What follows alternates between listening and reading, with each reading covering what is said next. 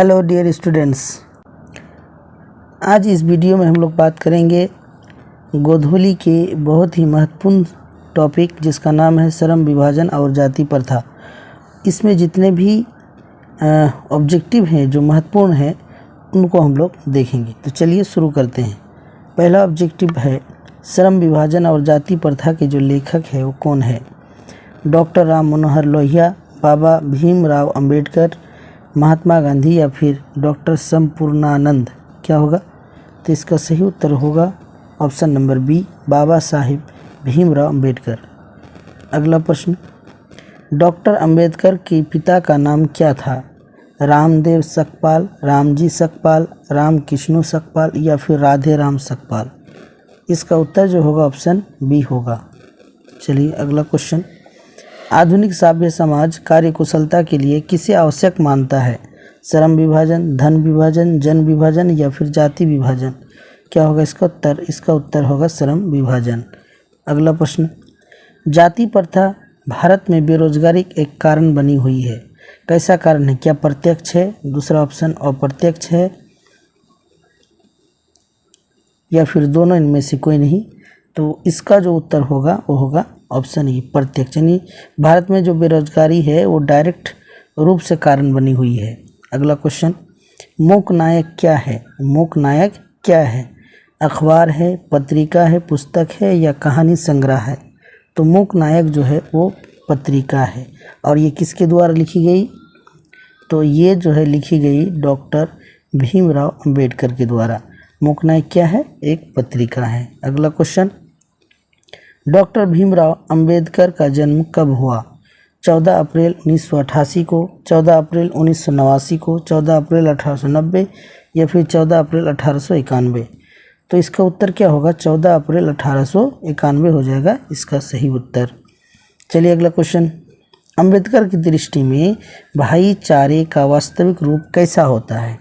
दूध और शक्कर के मिश्रण की तरह, दूध और पानी के मिश्रण की तरह, तिल और तंडुल के मिश्रण की तरह या पानी और नमक के मिश्रण की तरह। तो इसका जो सही उत्तर होगा वो होगा ऑप्शन नंबर बी, दूध और पानी के मिश्रण की तरह। अगला क्वेश्चन, भारतीय संविधान के निर्माण में महत्वपूर्ण भूमिका किसकी है? भीमराव अंबेडकर की, ज्योतिबा फुले की, राजगोपालाचारी या महात्मा गांधी। क्या होगा इसका उत्तर? तो भारतीय संविधान निर्माण में जो सबसे महत्वपूर्ण योगदान है वो क्या होगा? भीमराव अंबेडकर। इसको आप भली भांति जानते हैं कि संविधान निर्माण में जो सबसे ज़्यादा महत्वपूर्ण भूमिका जो था वो भीमराव अंबेडकर का था। संविधान बनाने में ये प्रारूप समिति के अध्यक्ष थे। क्या थे ये? प्रारूप समिति के अध्यक्ष। यानी प्रारूप समिति के अध्यक्ष कौन थे? डॉक्टर भीमराव अंबेडकर। चलिए अगला क्वेश्चन, सभ्य समाज की आवश्यकता है? जाति प्रथा, श्रम विभाजन, अनुबंध या फिर दूध पानी। तो क्या होगा? सभ्य समाज की आवश्यकता है तो हो जाएगा वो श्रम विभाजन। ठीक है। चलिए नेक्स्ट, प्राथमिक शिक्षा प्राप्त करने के बाद अंबेडकर उच्चतर शिक्षा यानी कि हाई एजुकेशन प्राप्त करने के लिए कहाँ गए? इटली गए, दक्षिण अफ्रीका गए, न्यूयॉर्क गए, कहाँ गए भाई? तो इसका सही उत्तर होगा ऑप्शन नंबर सी हो जाएगा, न्यूयॉर्क गए। अगला क्वेश्चन, अंबेडकर चिंतन और रचनात्मक के लिए प्रेरक व्यक्ति थे। यानी कि अंबेडकर जो है किन लोगों को अपना प्रेरक व्यक्ति मानते थे? बुद्ध को, कबीर को, ज्योतिबा फुले को या फिर इनमें से सभी। क्या होगा? तो इसका सही उत्तर जो होगा ऑप्शन नंबर डी हो जाएगा, ऑप्शन डी। बुद्ध को भी मानते थे, कबीर को भी मानते थे और ज्योतिबा फुले को भी अपना प्रेरक व्यक्ति मानते थे। अगला क्वेश्चन, क्वेश्चन नंबर है, जाति पाति तोड़क मंडल भाषण लाहौर में कब हुआ? 1942 में, 1940 में, 1936 में, 1938 में। क्या होगा? तो इसका सही उत्तर जो होगा ऑप्शन नंबर सी हो जाएगा। चलिए अगला क्वेश्चन, श्रम विभाजन और जाति प्रथा क्या है? कहानी है, भाषण है, निबंध है, साक्षात्कार है। क्या है भाई? तो श्रम विभाजन और जाति प्रथा जो है एक निबंध है। यहाँ से भी प्रश्न पूछता है कि वो क्या है, तो एक निबंध है। निम्नलिखित रचनाओं में कौन सी रचना डॉक्टर अंबेडकर की है? द कास्ट्स इन इंडिया, या फिर the untouchables, who are Shudras, इनमें से सभी। तो भीमराव अंबेडकर के द्वारा जो लिखा गए रचनाएं हैं ये सभी हैं। द कास्ट्स इन इंडिया भी उन्हीं के द्वारा लिखी गई है। द अनटचेबल्स या फिर हु आर सुद्राज, इनमें से सभी, यानी ये तीनों जो है डॉक्टर भीमराव अंबेडकर के द्वारा लिखी गई रचना है। चलिए नेक्स्ट, आधुनिक सभ्य समाज श्रम विभाजन को आवश्यक क्यों मानता है? कार्यकुशलता के लिए, भाईचारे के लिए, रूढ़िवादिता के लिए, या फिर इनमें से कोई नहीं। किसके लिए भाई? तो आधुनिक सभ्य समाज जो श्रम विभाजन का आवश्यक मानता है तो वो है कार्यकुशलता के लिए, ना ही भाईचारे के लिए। चलिए अगला क्वेश्चन, श्रम विभाजन और जाति प्रथा पाठ बाबा साहेब की किस भाषण का संबंधित अंश है? यानी कि ये जो श्रम विभाजन और जाति प्रथा जो निबंध है असल में बाबा साहब का किस भाषण का ही संबंधित अंश है? यानी कौन से भाषण में ये श्रम विभाजन में जो बातें लिखी गई है वो उसी के भाषण से संबंधित है। कौन सा भाषण था? The caste in India their mechanism था, या जेनेसिस एंड डेवलपमेंट का था, या एनिहिलेशन ऑफ कास्ट, या हु आर सुद्राज। तो ये जो श्रम विभाजन और जाति प्रथा है ये असल में एनिहिलेशन ऑफ कास्ट एक भाषण दिए थे बाबा साहब अम्बेडकर, और इसी भाषण का ये संबंधित अंश है। अंश का मतलब एक छोटा सा हिस्सा है, जबकि बहुत लंबी होती है भाषण, उसी का एक छोटा सा अंश है। तो किसका है ये भाई? एनिहिलेशन ऑफ कास्ट्स, ठीक, याद रखिएगा। चलिए नेक्स्ट, अंबेडकर के भाषण एनिहिलेशन ऑफ कास्ट को किसने हिंदी में रूपांतरण किया? यानी ये जो श्रम विभाजन और जाति प्रथा एक अंबेडकर के द्वारा दी गई भाषण एनिहिलेशन ऑफ कास्ट से ली गई है। अब ये जो भाषण था उन्होंने दिया किस में? इंग्लिश में दिया भाई।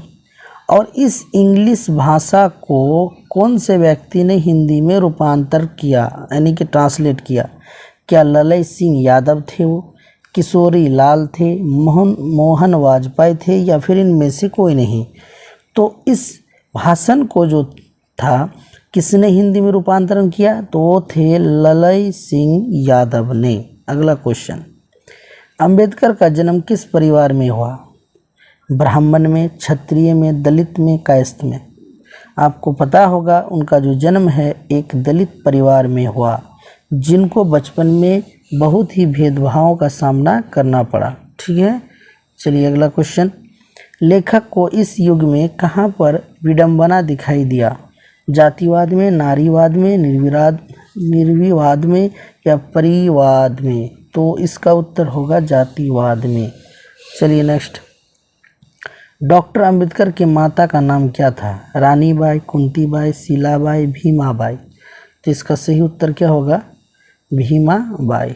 चलिए अगला क्वेश्चन, डॉक्टर अंबेडकर ने पीएचडी की उपाधि धारण कब की? 1920 में, 1918 में, 1916 में, या फिर 1900 कब हो जाएगा? 1916 में। चलिए अगला क्वेश्चन, लेखक की दृष्टि में विडंबना की बात क्या है? जातिवाद के पोषकों की कमी नहीं है, जातिवाद के पोषक नग्न हैं, आर्थिक दृष्टि से जातिवाद उचित है, जातिवाद लोकतंत्र के विरुद्ध नहीं है। इसका सही उत्तर क्या होगा? ऑप्शन ए हो जाएगा, जातिवाद के पोषकों की कमी नहीं है। लेखक की दृष्टि से आदर्श समाज कैसा होना चाहिए? तो क्या होगा इसका ऑप्शन? इसका ऑप्शन हो जाएगा ये, जिसमें स्वतंत्रता, समता और भातृत्व यानी भाईचारा का भाव हो, वो आदर्श समाज कहलाता है। अगला क्वेश्चन, लेखक बेरोजगारी का प्रमुख और प्रत्यक्ष कारण किसे मानते हैं? अशिक्षा, जनसंख्या, जाति प्रथा, उद्योग धंधों की कमी को?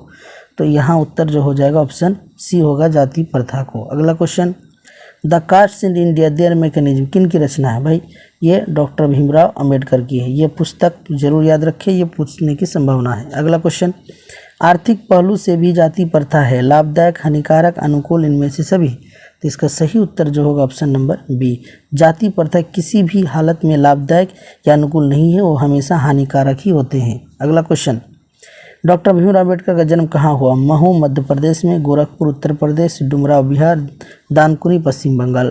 इसका उत्तर जो होगा वो होगा महू। महू एक जगह मध्य प्रदेश में है, वहीं पर भीमराव अंबेडकर का जन्म हुआ, एक दलित परिवार में। चलिए अगला क्वेश्चन, भारतीय संविधान के निर्माता के रूप में हम किन्हें जानते हैं? महात्मा गांधी, भीमराव अम्बेडकर, पंडित जवाहरलाल नेहरू, सुभाष चंद्र बोस। सभी का अपना अपना योगदान है, लेकिन हम लोग भारतीय संविधान निर्माता के रूप में जिस व्यक्ति को जानते हैं वो है डॉक्टर भीमराव अम्बेडकर। ठीक है, तो आज हमने पूरे 30 प्रश्न को देखा। इसी तरह हम लोग अगला वीडियो भी लाएंगे जो नेक्स्ट चैप्टर से संबंधित होगा। वीडियो को देखने के लिए बहुत बहुत धन्यवाद।